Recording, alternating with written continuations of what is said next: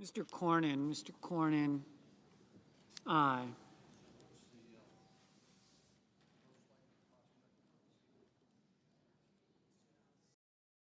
Ms. Also Brooks, no.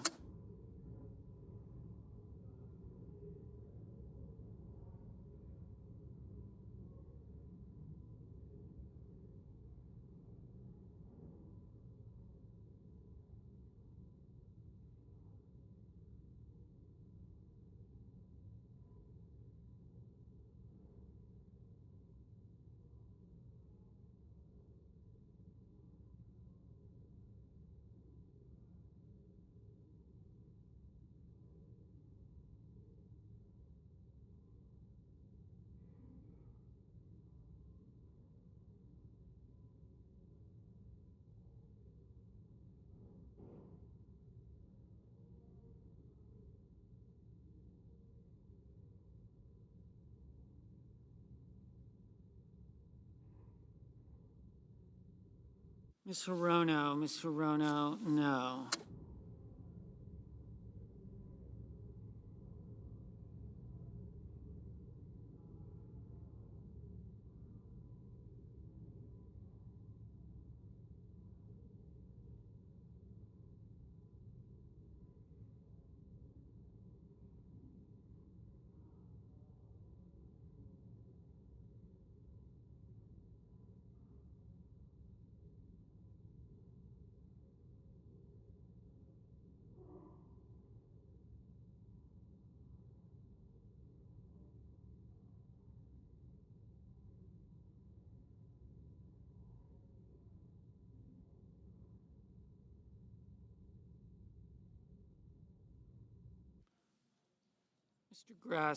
Mr. Grassley, aye.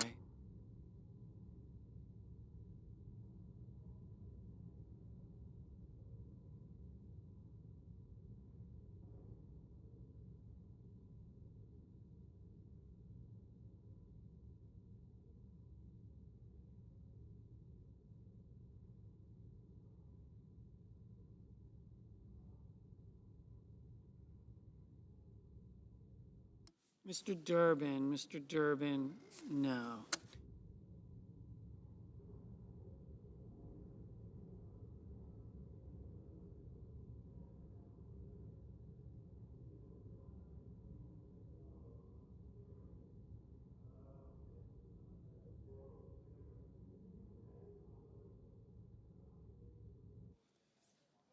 Ms. Hassan, no.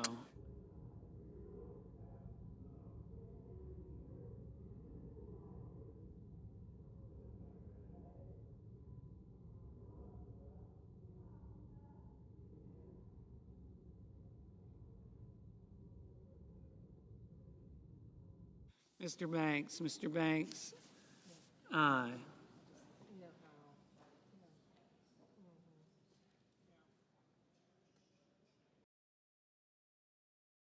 Ms. Rosen, no. Mr. Gallego, no.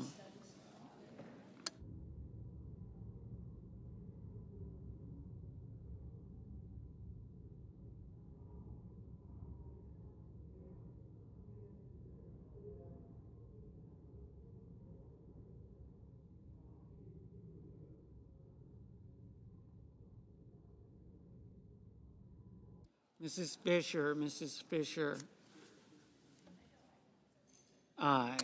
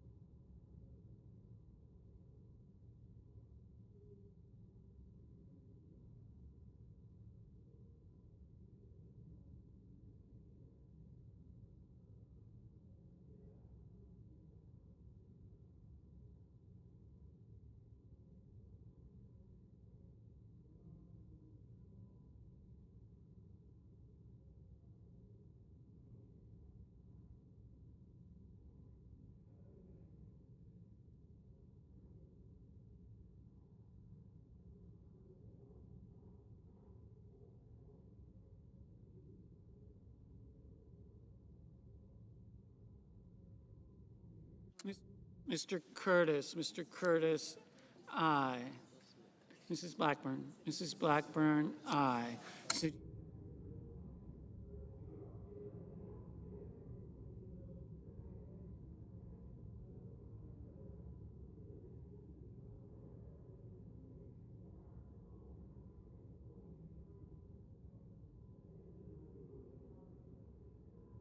Mr.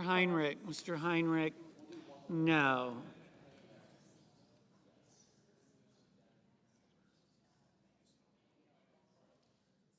Mrs. Moody, aye. Mr. McCormick, aye.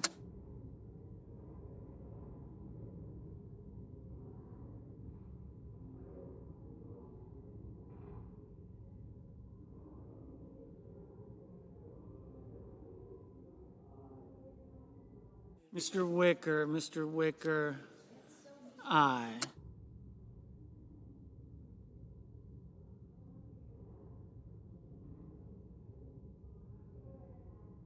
Mrs. Gillibrand, no. Mrs. Hyde Smith, aye.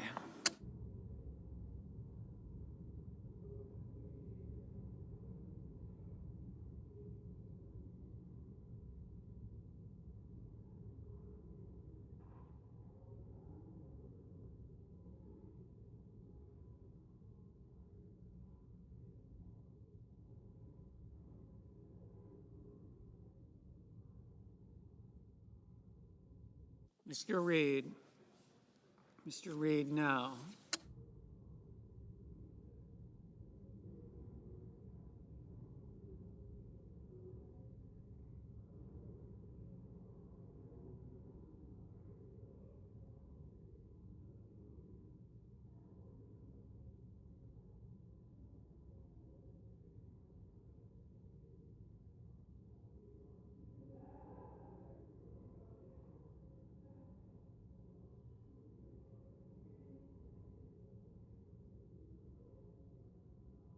Mr. Lujan, no.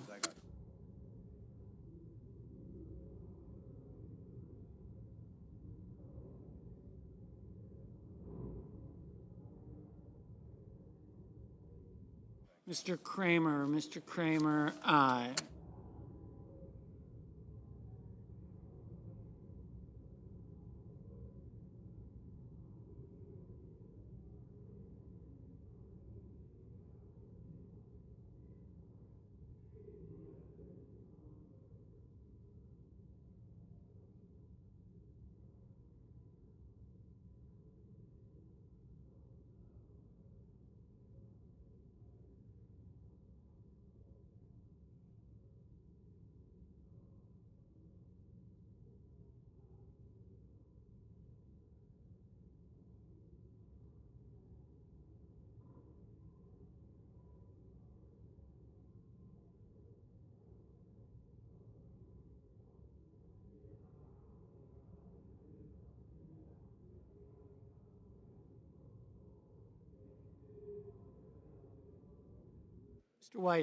Mr. Whitehouse, no.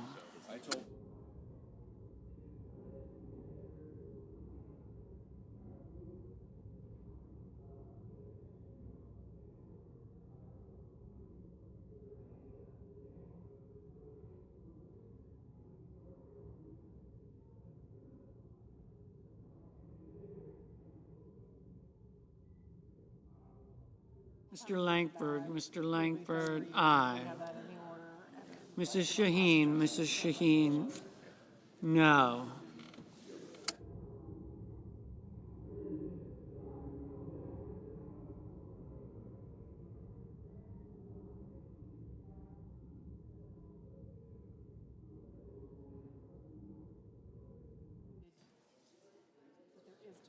Ms. Slotkin, no.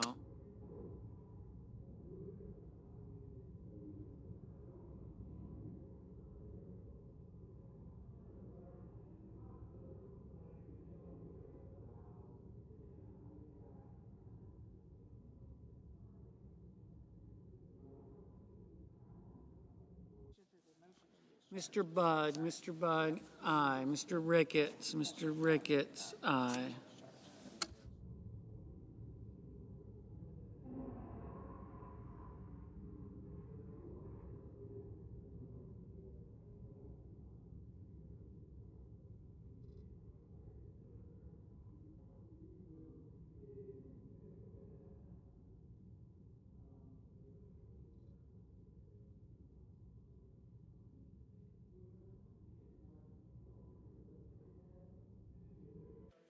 Mr. Warnock, no.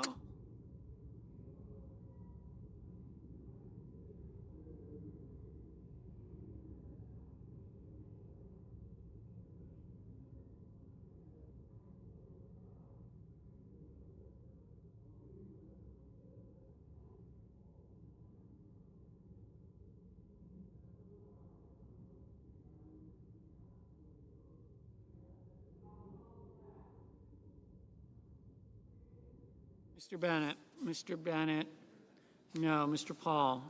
Paul, aye.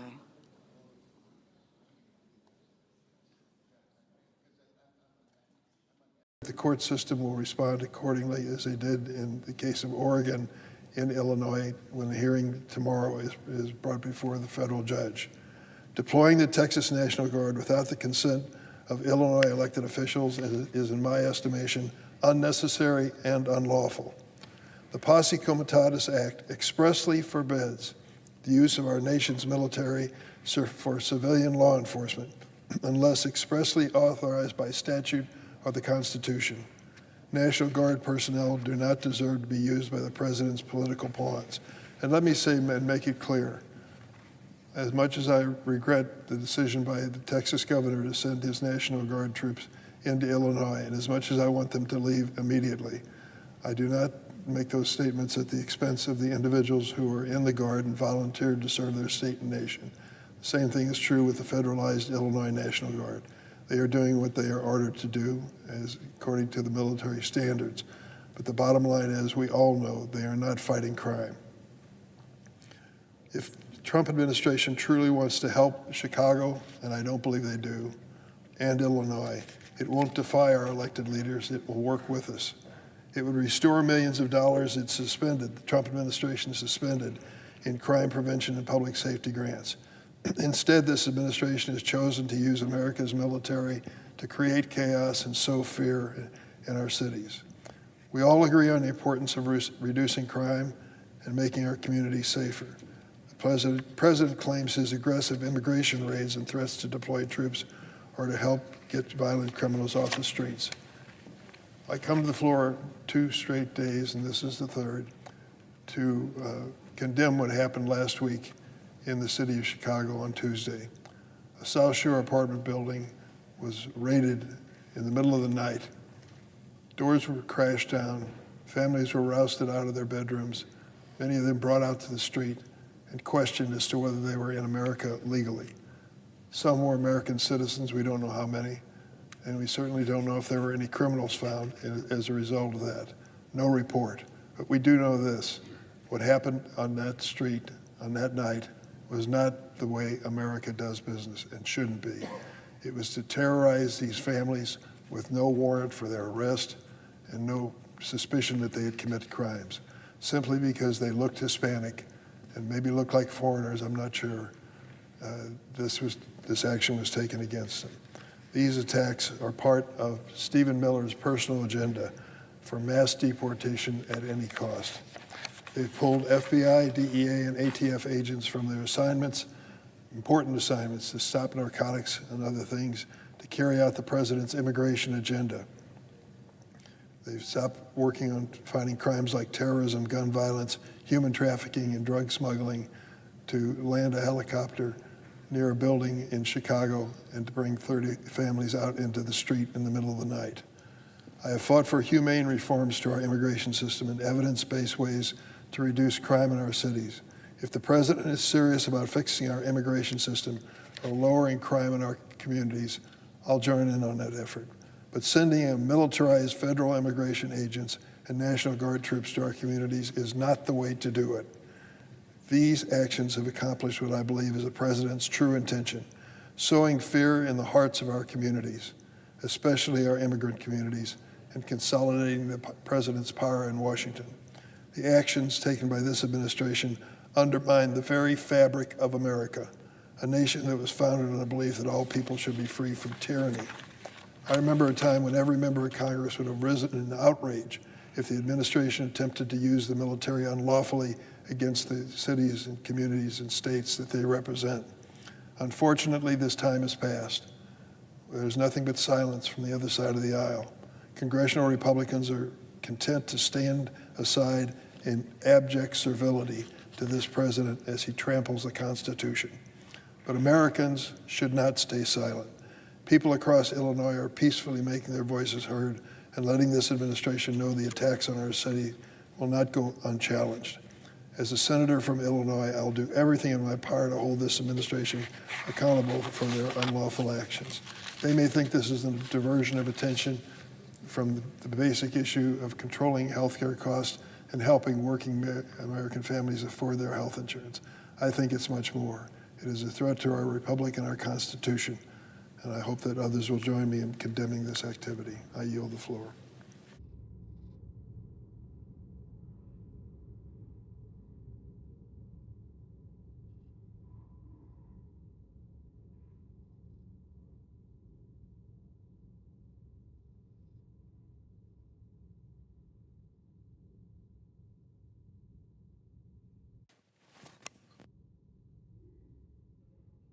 Mr. President. Senator from Hawaii. Mr. President, I ask unanimous consent that I be permitted to speak for 5 minutes, Senator Heinrich be permitted to speak for up to 10 minutes, and Senator Daines be permitted to speak for 5 minutes prior to the scheduled votes. Without objection. Mr. President, I ask unanimous consent that I be given permission to use a prop. Without objection. Mr. President, it is day 8 of the government shutdown, but it is day 19 of the House being on vacation. How is it possible that the party in charge of the government is sitting at home while the government is shut down? Well, let's take a look. So this is the House schedule. These yellow blocks are work days. It's already a pretty nice schedule. Most people, if they are fortunate, get either 7 days or 10 days of vacation. Some people get less, some people get more, but nobody gets this amount of time off. Now, we call that a district work period or a home work period, and that's true. We need to be home to interact with our constituents, but that's what August is for. So here's what happened. They left early on the 25th, specifically to avoid a vote on the Epstein files. Then they had this week off, this week off, this week off, this week off, this week off, this day off, come back. 1, 2, 3, long weekend. 1, 2, 3, 4, long weekend. 1, 2, 3, 4, long weekend, another break, another break, another break, and now they're saying another break. Get back to work. Get back to work.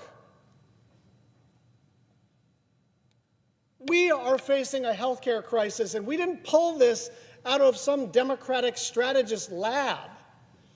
And the presiding officer knows this in his home state. Prices are about to spike disproportionately among people who voted for Donald Trump, disproportionately in rural communities, disproportionately among farmers. And they're not going to spike a little. This is not like normally 4% increase is now 7%. For 22 million Americans, the price of health care is about to go up 114%. 114%. So you can find some people who are only paying like a 40 or 50% increase, and you still can't afford that. Most people can't afford a 40 or 50% increase in the cost of almost anything.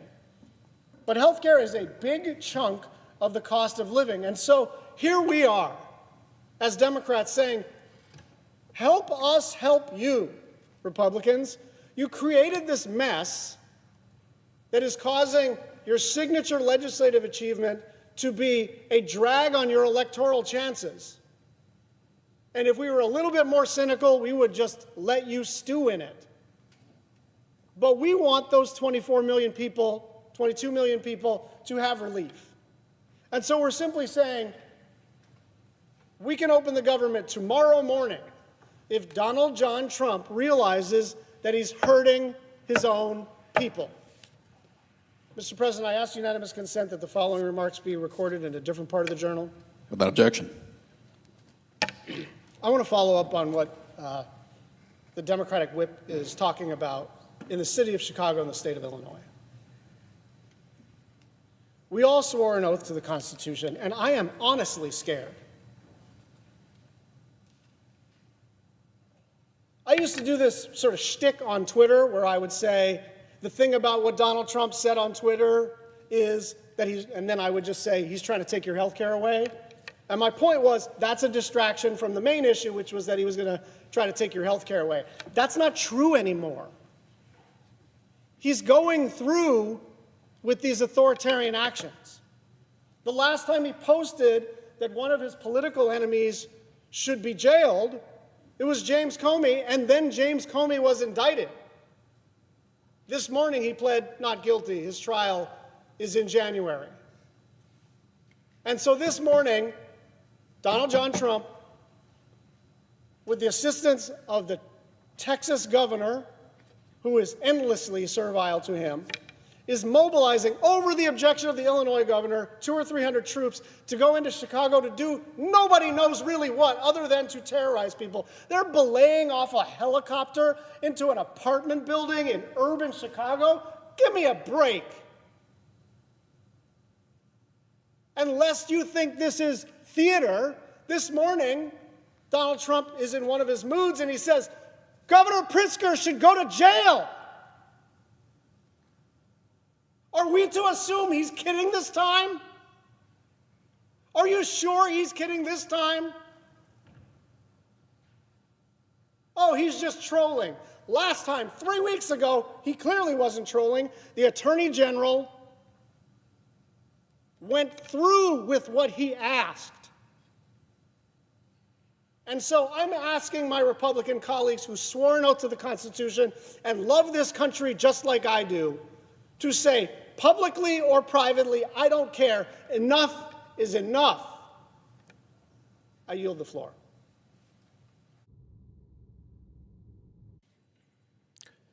Mr. President.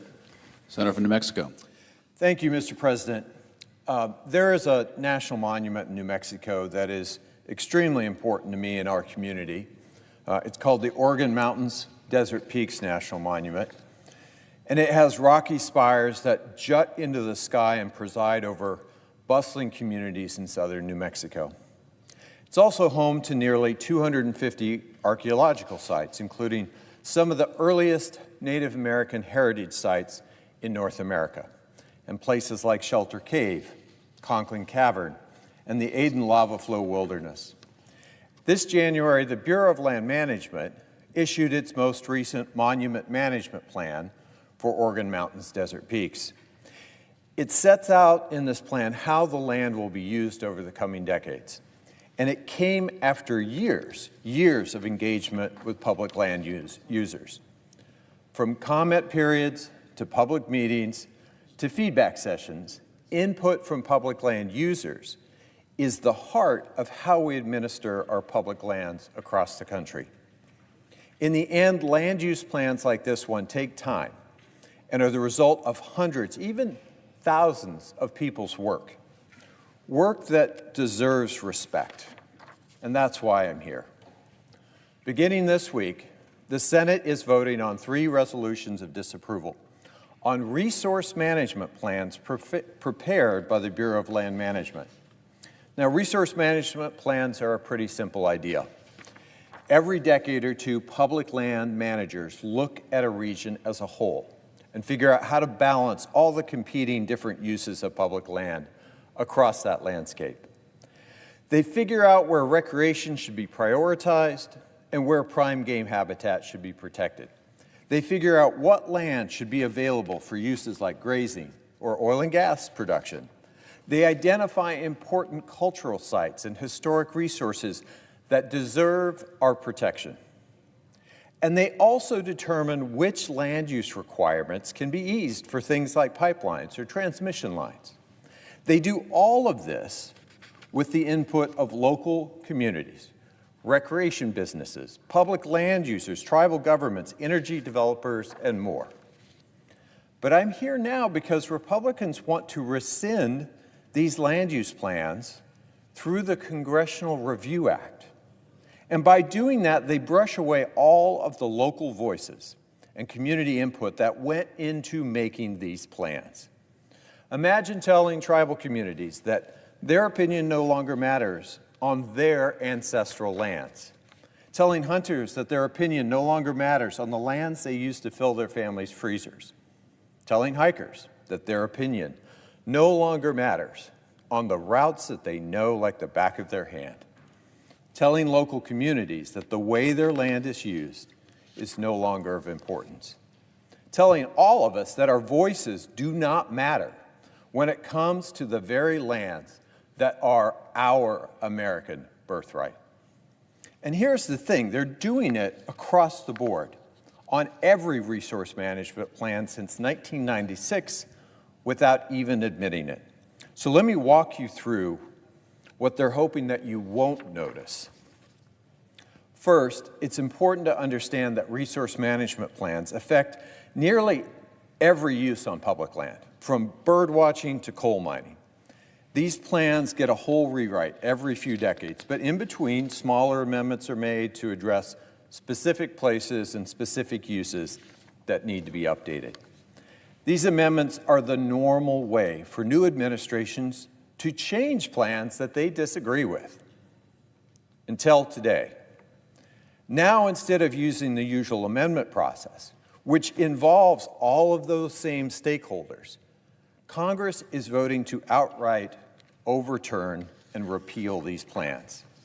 Until today, Congress had never, ever used a congressional resolution of disapproval to change or overturn a land use plan. That's because no administration has ever considered these land use plans to be quote-unquote rules under federal statute. So let me say that again. No administration, none, since the Congressional Review Act was passed in 1996, has ever treated land use plans as rules. So here's what that means legally. No land use plan has been submitted to Congress, a legal requirement for rules. It's never happened. And because the Congressional Review Act prohibits rules from going into effect until 60 days after they are submitted to Congress, and no administration has ever submitted one, then every land use plan after 1996 never legally went into effect. And if they never went into effect, then all of the leases and permits and rights of way that flow from those plans may not be legally valid. That means that every grazing permit, every energy right-of-way, recreation permit, outfitter guide permit, timber sale, even oil and gas lease issued under a plan finalized after 1996 could be litigated. Every single one. That's bad. And it's not just because it's unprecedented, but because the actual impacts on real Americans could be devastating. For the country, it means potential chaos and uncertainty about what areas are protected on public lands. One of the resolutions under consideration this week is for a land use plan in Alaska. And a vote for that resolution would mean that the Ambler Industrial Corridor will be built. This is a 211-mile private access road that would destroy some of Alaska's wildest habitat and waterways to produce minerals, all for a foreign company. As someone from American Hunters and Anglers said, using slightly more colorful language that I'll leave out, this move obliterates years of public input from hunters and anglers and uses taxpayer dollars to prop up, I'll say it again, a foreign-owned mining company. The headline describing this road in Outdoor Life magazine reads, "The Ambler Road project would jeopardize one of the last great wilderness hunts in America." Now, Mr. President, I've been fortunate enough to hunt caribou in Alaska, And I have to say, I doubt that my grandchildren will ever have that opportunity.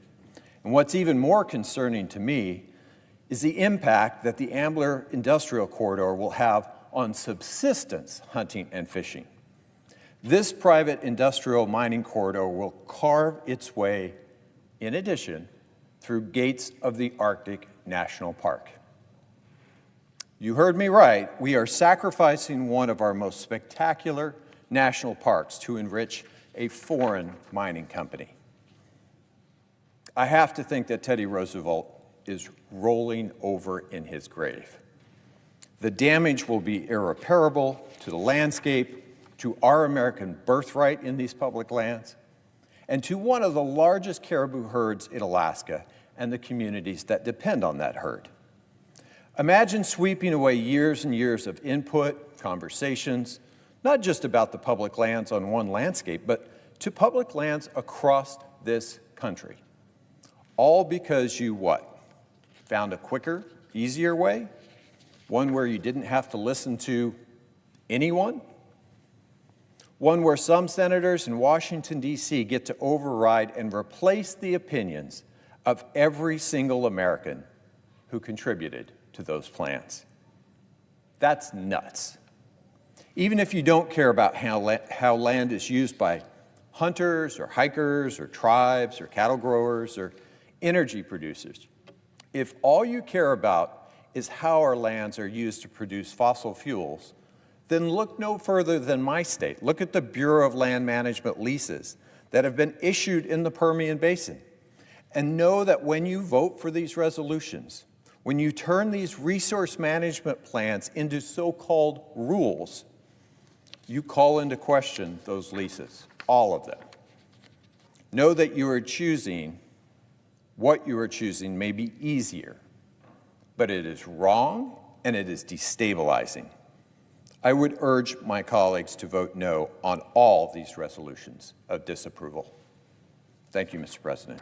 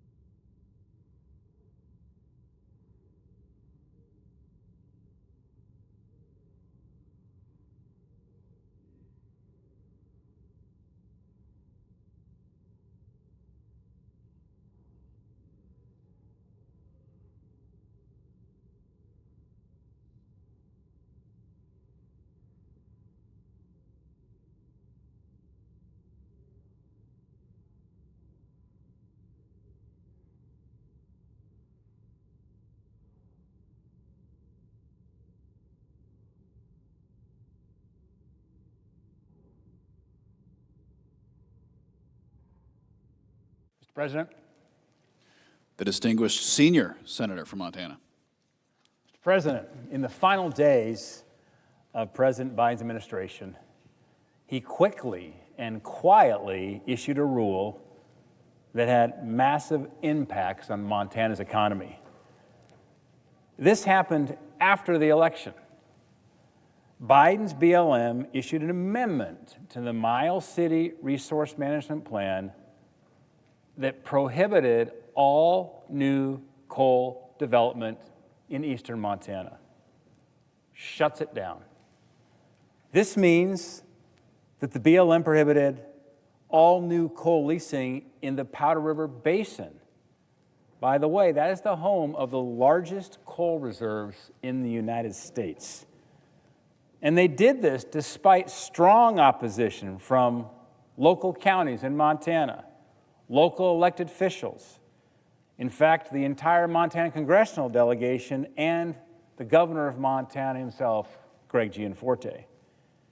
In fact, Governor Gianforte specifically requested that the BLM director withdraw that proposed amendment during the BLM's official, quote, governor's consistency review, and Biden's BLM ignored him. And when the governor submitted an official appeal to Biden's BLM director, our governor was rebuffed. This lack of respect for Montana's local and statewide elected officials cannot be ignored. It will not be ignored, and it's going to get changed and reversed today with the passage of the CRA. Let's be clear what this Resource Management Plan amendment is and what we're doing today with this Congressional Review Act. The RMPA is an attack on Montana jobs. It's an attack on Montana communities. It's an attack on Montana's energy production. It's an attack on Montana's economy. What today's resolution does is it rolls back officially Biden's war on Montana coal, and it does not affect the underlying resource management plan. What we're doing today is we are disapproving of Biden's ill-conceived amendment and nothing else. This CRA does not prohibit the BLM from issuing a new amendment.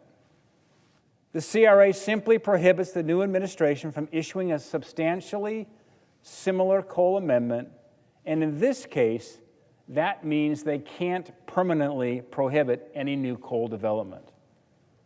Today, you may hear from the other side of the aisle that the sky is falling. That is absolutely not true.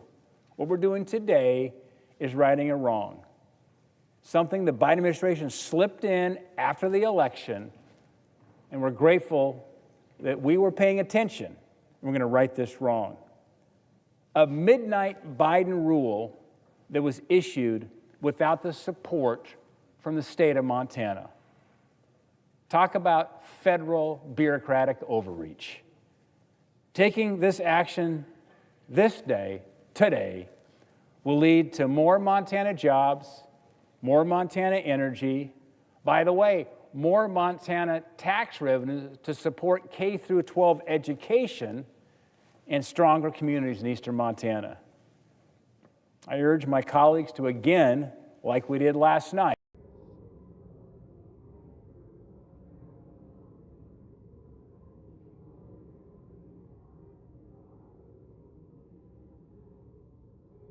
Mr. Thune.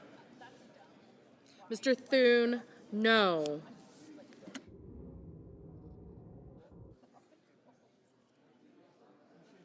Mr. Murphy, aye.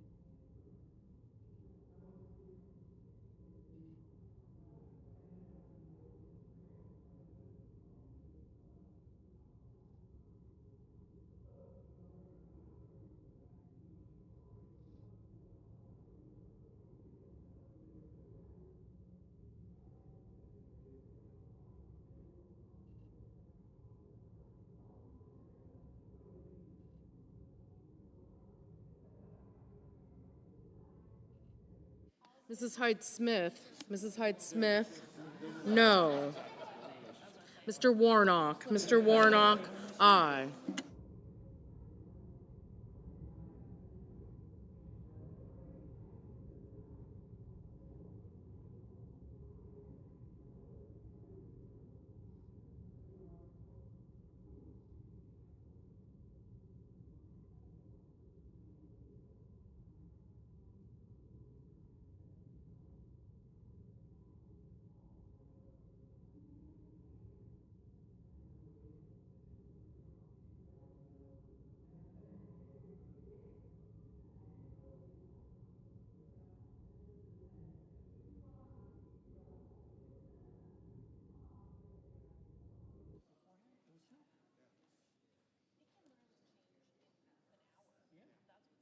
Mr. Risch, no.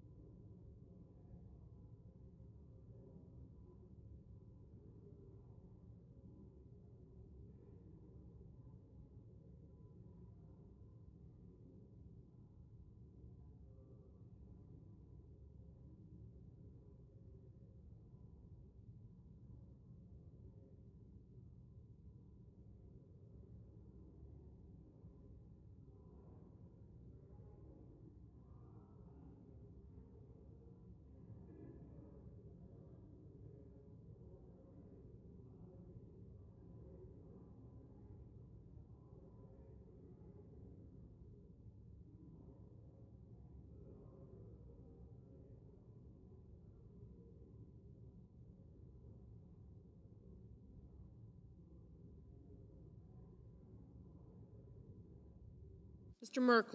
Merkley, aye. Ms. Smith, aye.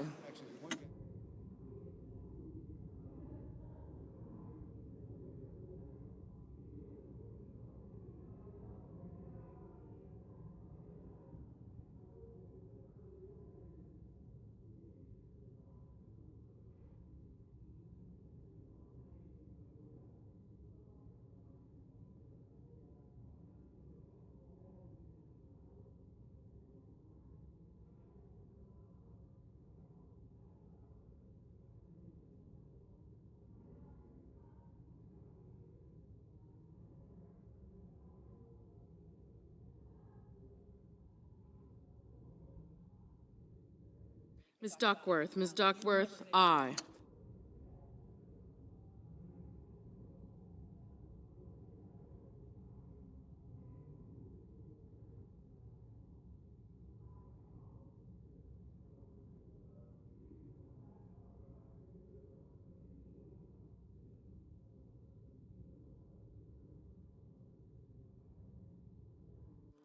Mr.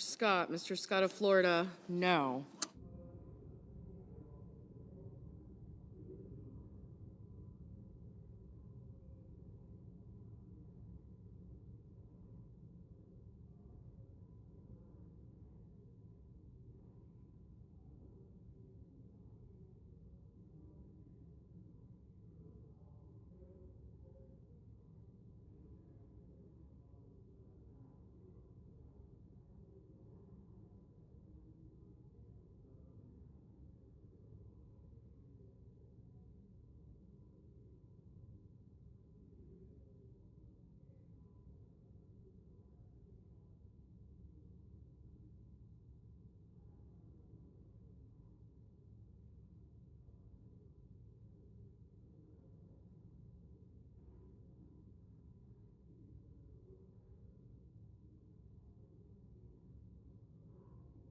Ms. Also Brooks, aye.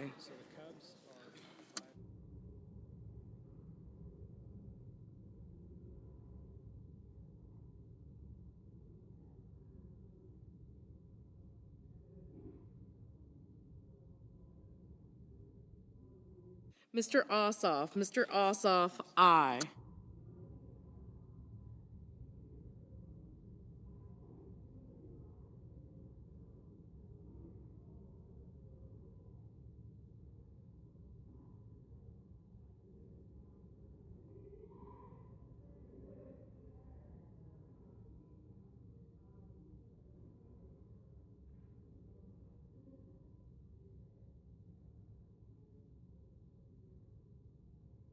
Mr. King, aye.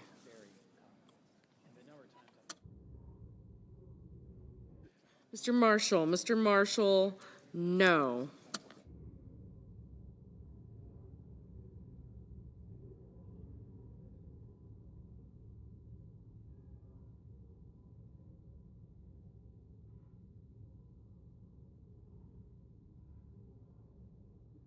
Mr. Lujan, aye.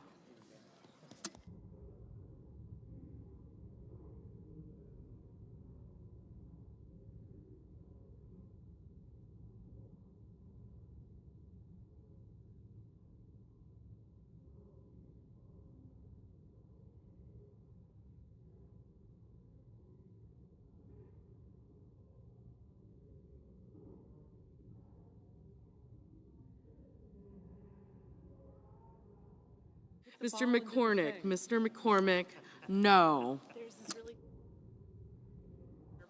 Mr. Moran, no.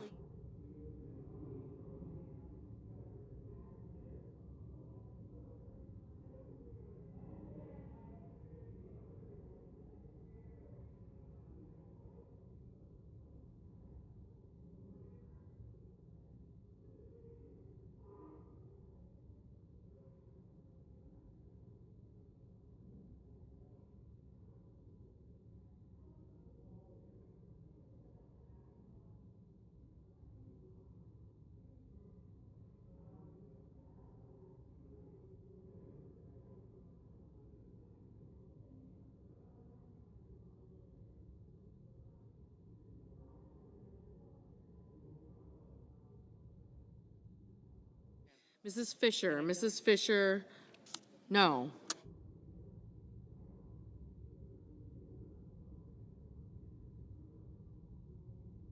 Mr. Budd, no.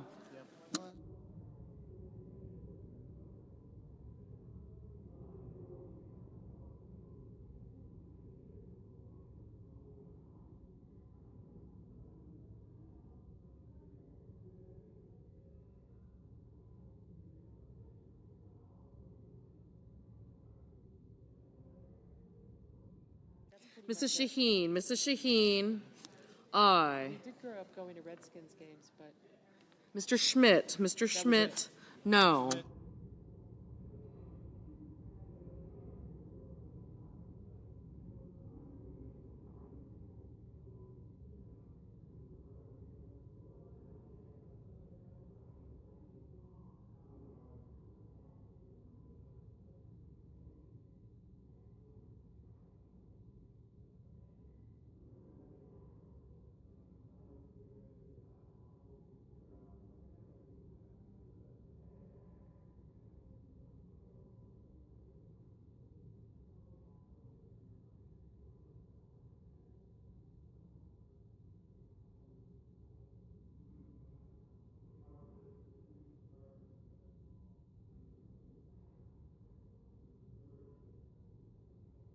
Mr. Justice, no.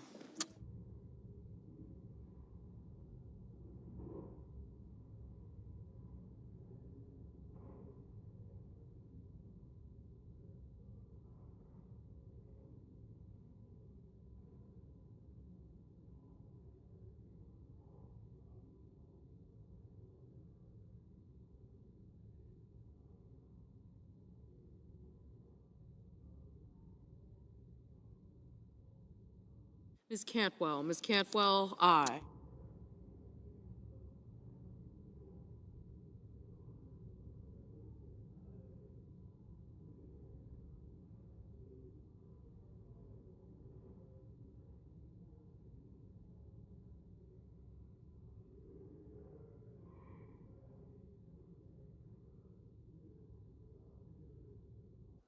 Mr. Husted, no.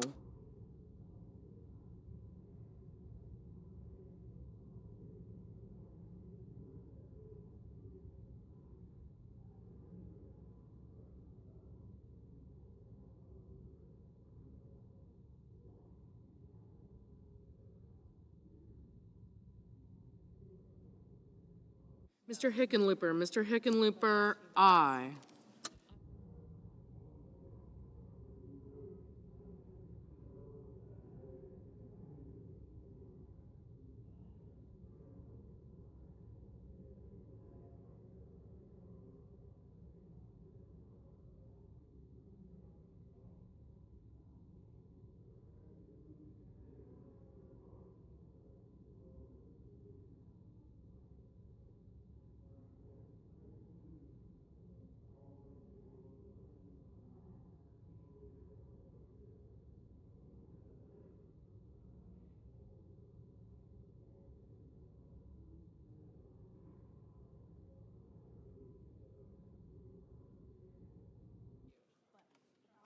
Ms. Baldwin, aye.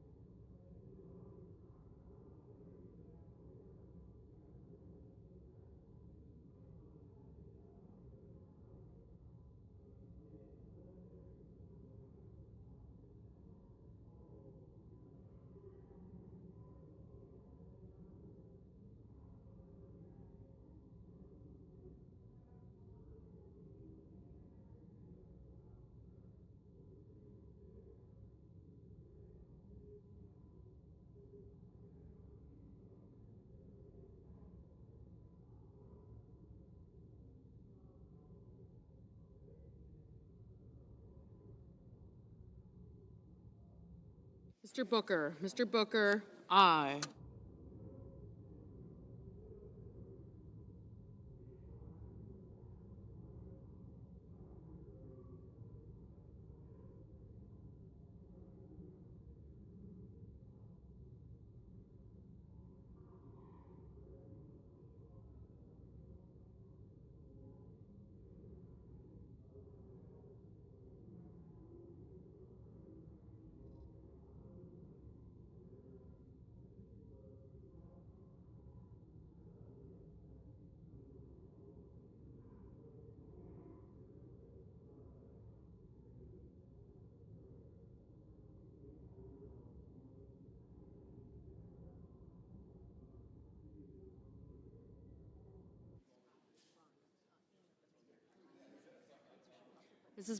Mrs. Britt, no.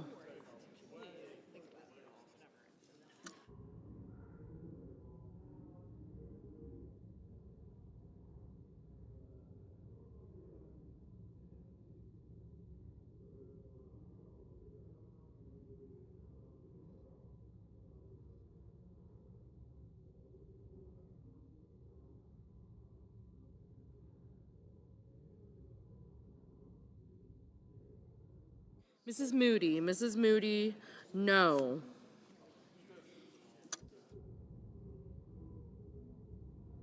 Moody, aye.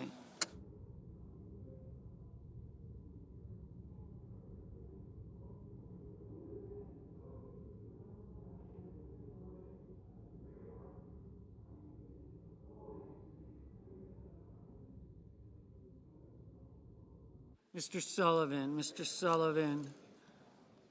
aye. Sounds a lot of. Mr. Schatz, no.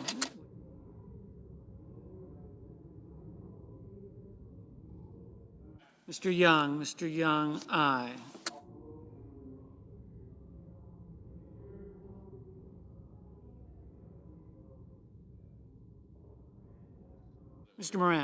Mr. Moran, aye.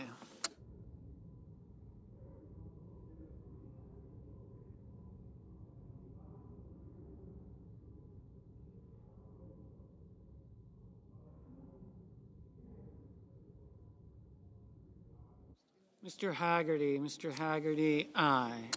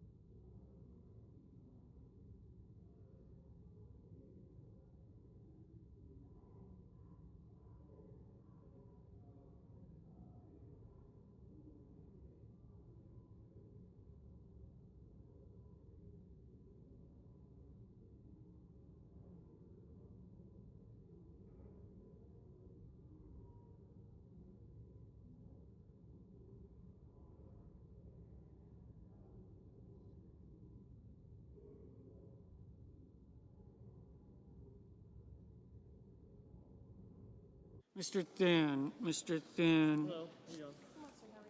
Aye.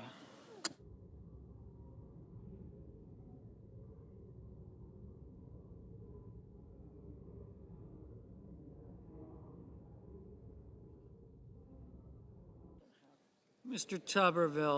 Tuberville, aye.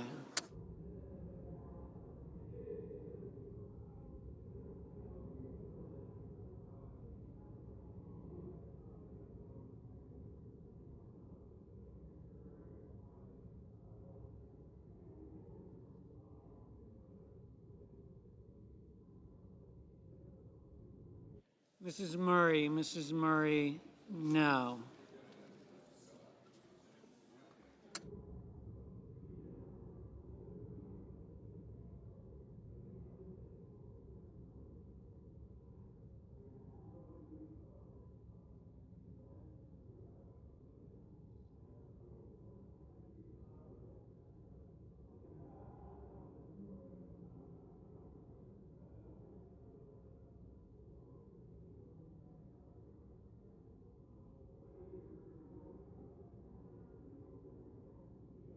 Mr. King, no. Mr. Warner, no.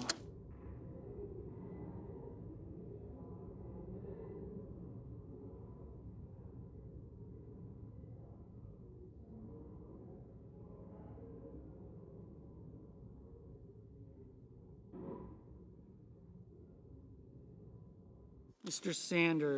Sanders, no.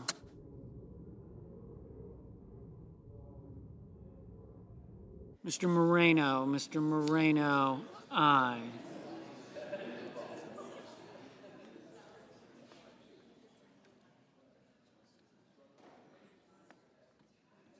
you see not agree to or not invoked?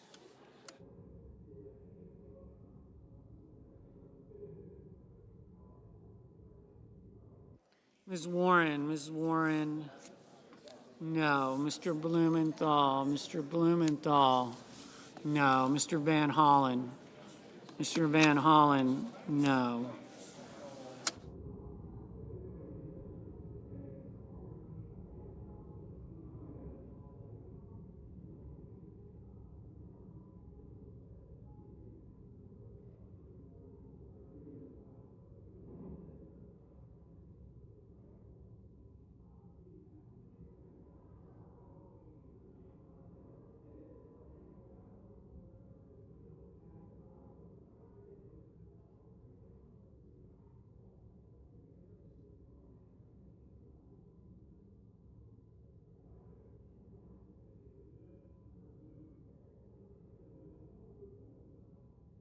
Mr. Kim, no. Mr. Schumer, no.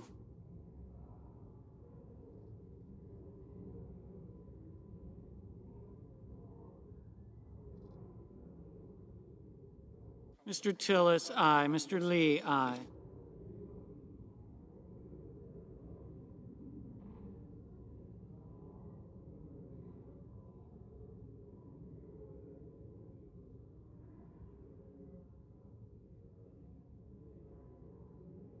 Mr. Cotton, aye. Mr. Graham, aye.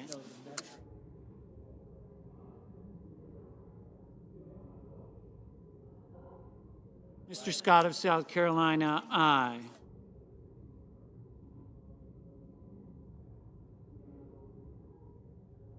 Mr. McConnell, aye.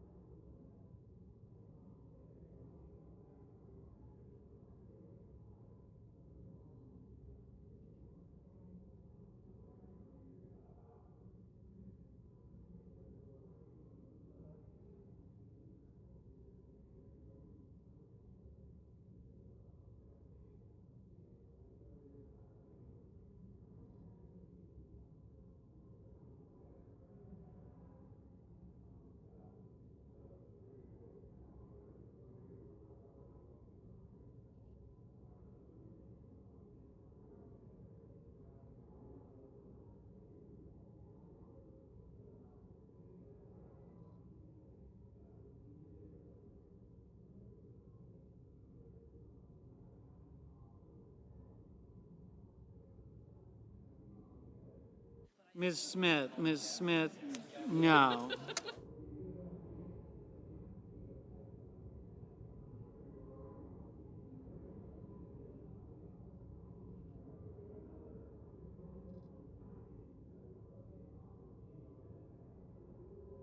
Mr. Hawley, aye.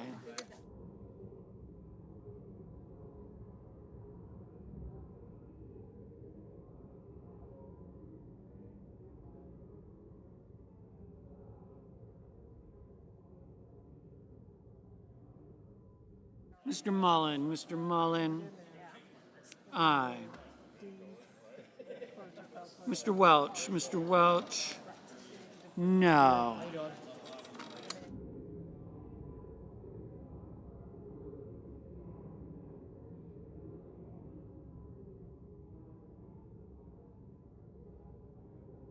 Mr. Cassidy, aye.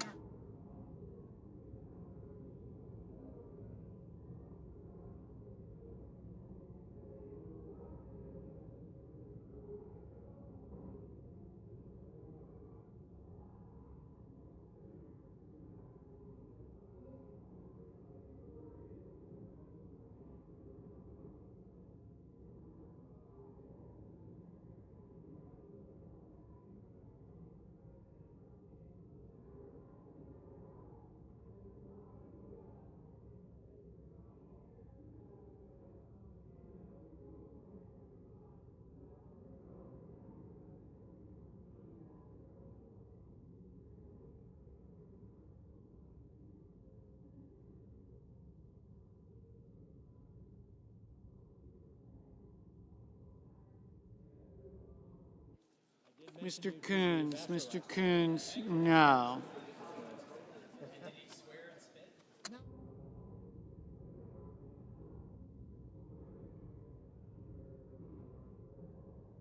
Ms. Klobuchar, no.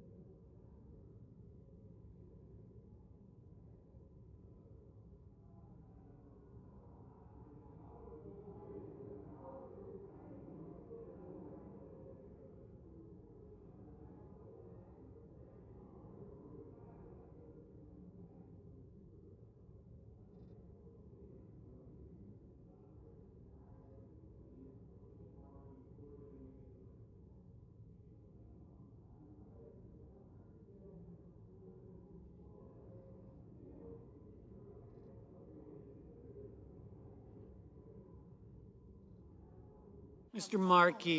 Markey, no.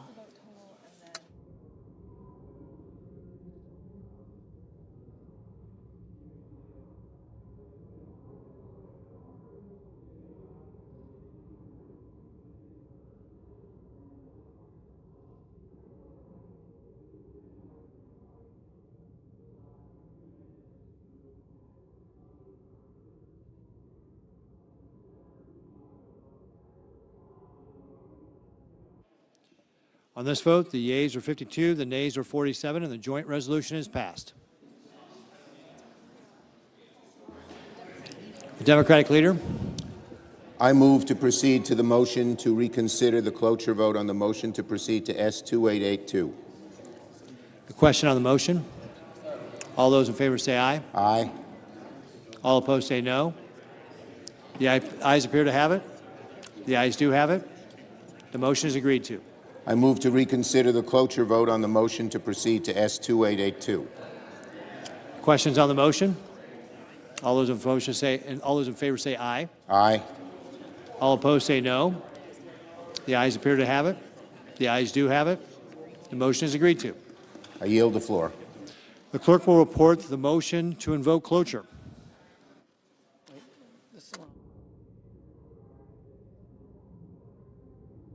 Yeah, thank you.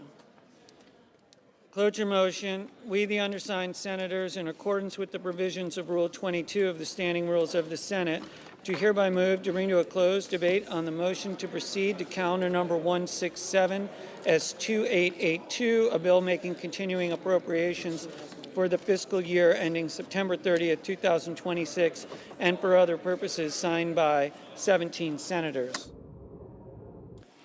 By unanimous consent, the mandatory quorum call has been waived. The question is it the sense of the Senate that the debate on the motion to proceed to S2882, a bill making continuing appropriations for the fiscal year ending September 30, 2026, and for other purposes shall be brought to a close upon reconsideration? The yeas and nays are mandatory under the rule. The clerk will call the roll. Ms. Alsobrooks, Ms. Baldwin, Mr. Banks, Mr. Barrasso, Mr. Bennett, Mrs. Blackburn, Mr. Blumenthal, Ms. Blunt-Rochester, Mr. Booker, Mr. Bozeman.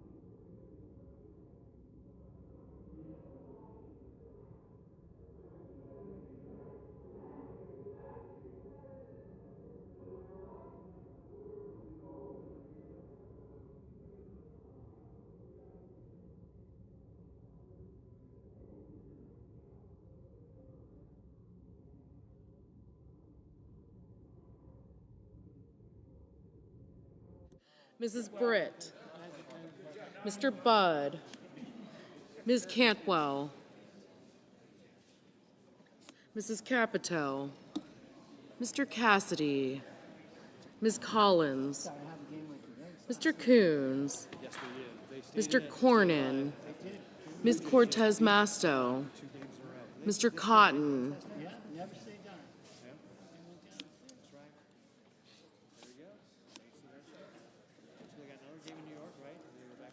Mr. Kramer, Mr. Crapo, Mr. Cruz, Mr. Curtis, Mr. Daines, Ms. Duckworth, Mr. Durbin, Ms. Ernst, Mr. Fetterman, Mrs. Fisher,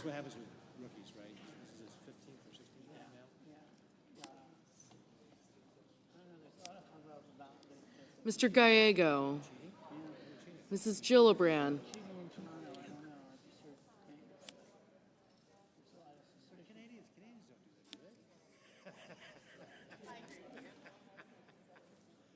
Mrs. Gillibrand, Mr. Graham, Mr. Grassley, Mr. Haggerty, Ms. Hassan, Mr. Hawley, Mr. Heinrich, Mr. Hickenlooper, Ms. Hirono, Mr. Hoven, Mr. Husted, Mrs. Hyde-Smith, Mr. Johnson, Mr. Justice, Mr. Kane, Mr. Kelly, Mr. Kennedy, Mr. Kim, Mr. King, Ms. Klobuchar, Mr. Langford, Mr. Lee, Mr. Lujan, Ms. Lummis, Mr. Markey, Mr. Marshall, Mr. McConnell, Mr. McCormick,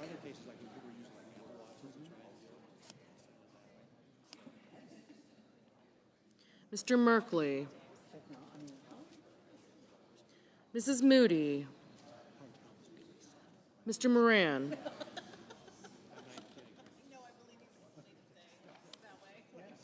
Mr. Marino, Mr. Mullen,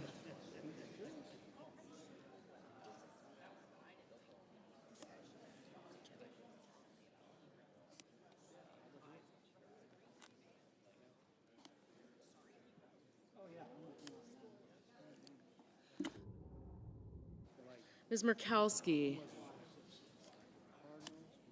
Mr. Murphy,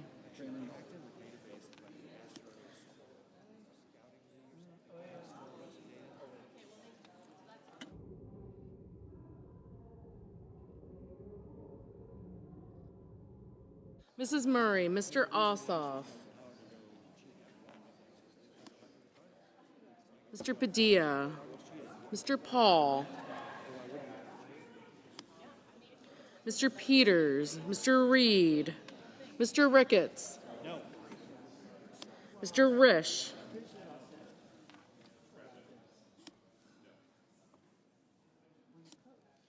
Ms. Rosen, Mr. Rounds, Mr. Sanders, Mr. Schatz, Mr. Schiff,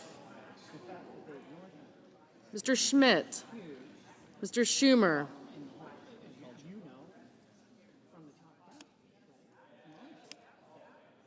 Mr. Scott of Florida, Mr. Scott of South Carolina, Mrs. Shaheen, Mr. Sheehy,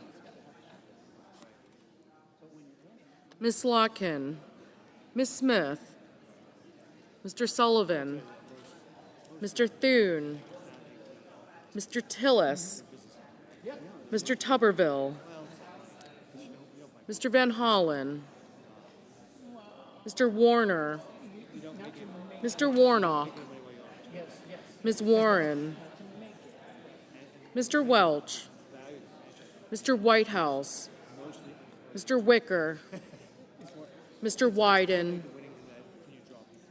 Mr. Young.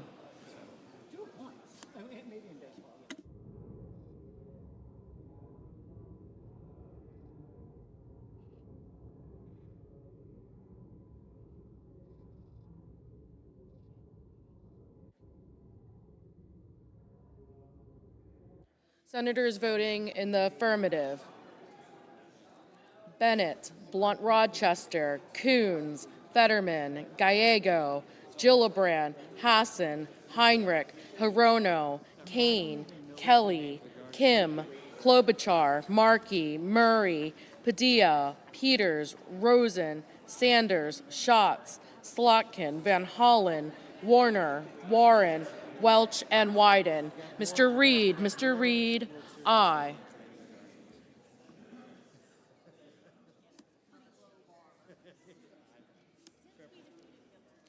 Senators voting in the negative: Banks, Blackburn, Bozeman, Capito, Cassidy, Collins, Cornyn, Cotton, Kramer, Crapo, Curtis, Daines, Ernst, Graham, Grassley, Haggerty, Hawley, Hoven, Johnson, Kennedy, Langford, Lee, Lummis, McConnell, Marino, Mullen, Murkowski, Paul, Ricketts, Scott of South Carolina, Sheehy, Sullivan, Tillis, Tuberville, Wicker, and Young.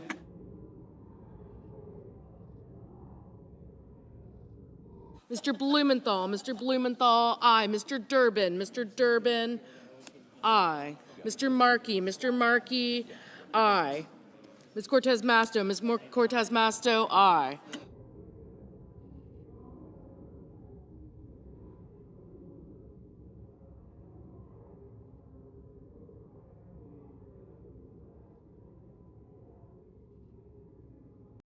Montana jobs, Montana communities, and to vote yes on its passage.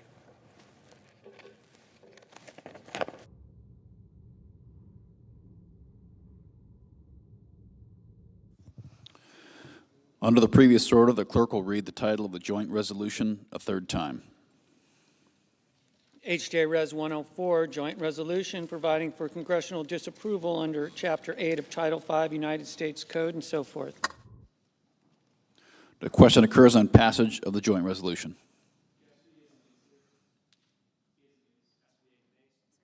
Is there a sufficient second?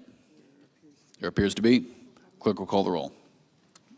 Ms. Alsobrooks, Ms. Baldwin, Mr. Banks, Mr. Barrasso, Mr. Bennett, Mrs. Blackburn, Mr. Blumenthal, Ms. Blunt Rochester, Mr. Booker, Mr. Bozeman, Mrs. Britt, Mr. Budd, Ms. Cantwell, Mrs. Capito, Mr. Cassidy, Ms. Collins, Mr. Coons, Mr. Cornyn, Ms. Cortez Masto, Mr. Cotton, Mr. Kramer, Mr. Crapo, Mr. Cruz, Mr. Curtis, Mr. Daines, Ms. Duckworth,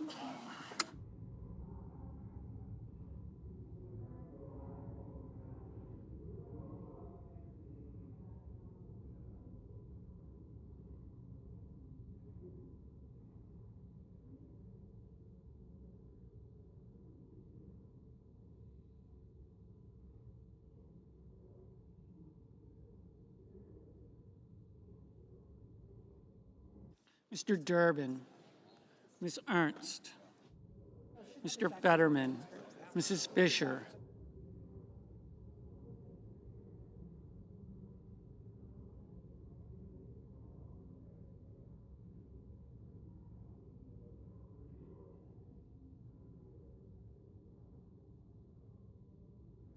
Mr. Gallego, Mrs. Gillibrand, Mr. Graham, Mr. Grassley, Mr. Haggerty,